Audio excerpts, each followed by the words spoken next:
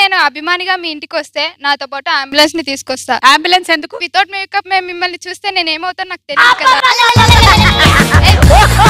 రాజీవ్ గారికి ఒక సాల్వాతో సన్మానం చేస్తాను, మిమ్మల్ని భరిస్తుంది. ఏం కావాలి చెప్పవయ్యా? మీకు గుడి కట్టి మిమ్మల్ని గుడిలో పెడదాం అనుకుంటున్నాను మేడం. గొంట తీసి గుంటలో కప్పేటపోయావా? ఎంత అన్నావు? ₹1,00,00,000. టేస్టీ చెక్ తీసుకో మేడం. ఇందులో సంతకం చేయలేదు మేడం. ఆటోగ్రాఫ్ వద్దన్నావుగా. టక్ టక్ టక్ టక్.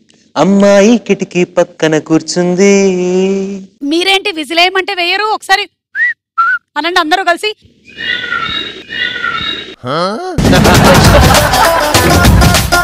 రాత్రిపూట గబ్బిలాలు అరిచినట్టుంది.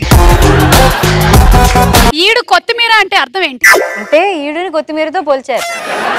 కాదు, ఈడు కొత్తిమీర అని.